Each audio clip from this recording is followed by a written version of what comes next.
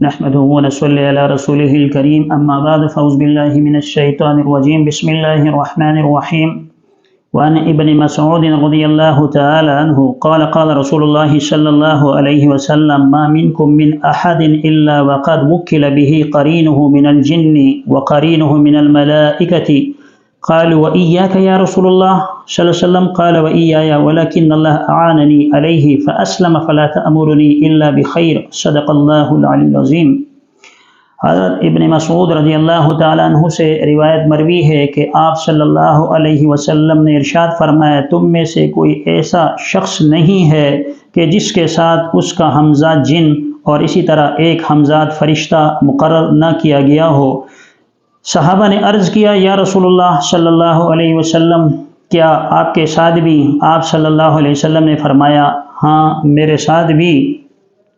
لیکن خدا نے مجھ کو اس سے مقابلہ کرنے میں مدد دے رکھی ہے، اس لیے میں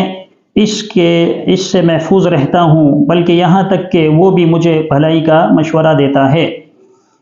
دراصل اللہ تبارک و تعالیٰ نے ہر انسان کے ساتھ دو چیزیں مقرر کی ہیں، ایک فرشتہ ہے جو اسے نیکی کی طرف ابھارتا ہے، اسے نیکی کی دعوت دیتا ہے اور نیک کاموں کی طرف اس کی رغبت دلاتا رہتا ہے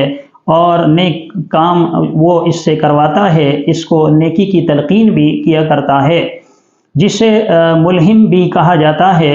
اسی طرح ایک اللہ تبارک و تعالیٰ نے انسان کے ساتھ ایک جن بھی مقرر کیا گیا ہے،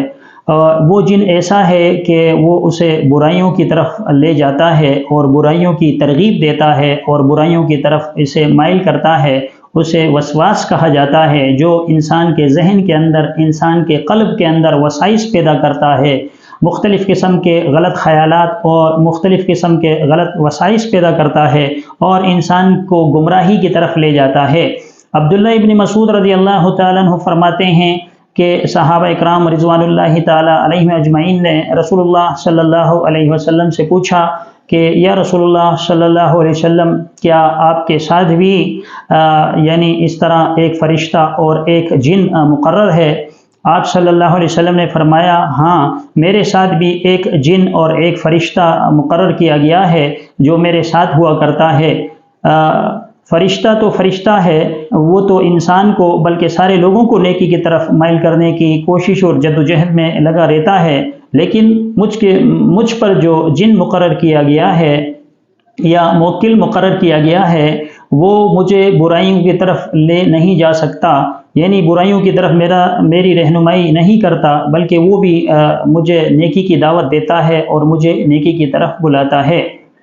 اصل میں اللہ تبارک و تعالیٰ نے یہ جو دو چیزیں مقرر کی ہیں، یعنی ایک جن اور ایک فرشتہ، تو یہ انسان کی آزمائش کے لیے ہے کہ اللہ تبارک و تعالیٰ نے انسان کو عقل سلیم سے بھی نوازا ہے، تو انسان یہ غور کرے، یہ فکر کرے کہ کون سی چیز اس کے لیے بھلائی پر مبنی ہے اور کون سی چیز ایسی ہے جو اس کو برائی کی جانب لے جاتی ہے۔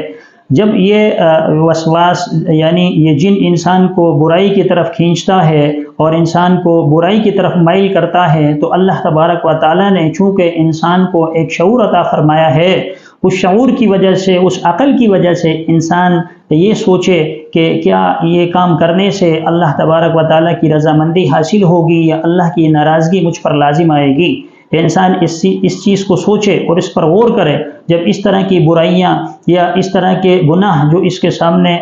وسواس کے ذریعے سے یا وسائس کے ذریعے سے اس کے دل اور اس کے دماغ میں آئے، تو اسے چاہیے کہ اس سے اللہ کی پناہ مانگے، یعنی اعوذ باللہ من الشیطان الرجیم پڑھے۔ اور اسی طرح آپ صلی اللہ علیہ وسلم کی بعض احادیث بھی اس بارے میں مروی ہیں کہ جب انسان کو غلط تصورات آئے، غلط خیالات دل کے اندر نمودار ہو، تو اسے چاہیے کہ اس وقت اللہ کی پناہ مانگے، یعنی اعوذ باللہ من الشیطان الرجیم پڑھا جائے۔ اور اس کی تعداد بعض علماء محققین نے لکھی ہے کہ کم سے کم انسان 300 دفعہ اعوذ باللہ من الشیطان الرجیم پڑھے۔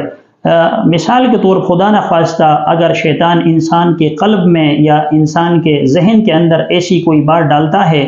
اور اسے اس بات پر مجبور کرتا ہے کہ وہ زناکاری کا ارتکاب کرے، تو اسے چاہیے کہ پھر اعوذ باللہ من الشیطان الرجیم کا ورد کرنا شروع کرے۔ جب وہ انشاءاللہ 300 کی تعداد پوری کرے گا تو اللہ تبارک و تعالیٰ اس کی برکت سے وہ شیطانی وسائس اور جو اس کے دل کے اندر، اس کے قلب کے اندر جو تصورات وہ بھرنے لگے ہیں اور جس کی وجہ سے یہ برائی کی طرف مائل ہو رہا ہے، اللہ تعالیٰ اس کی برکت سے، اس کلمے کی برکت سے اللہ تبارک و تعالیٰ اس سے نجات عطا فرما دیں گے اور انشاءاللہ وہ برائیوں سے محفوظ ہو جائے گا۔ اللہ تبارک و تعالیٰ ہمیں اپنے احکامات کے مطابق اور رسول اللہ صلی اللہ علیہ وسلم کی سنتوں کے مطابق چلائے۔ آمین۔ وآخر دعوانا ان الحمد للہ رب العالمین۔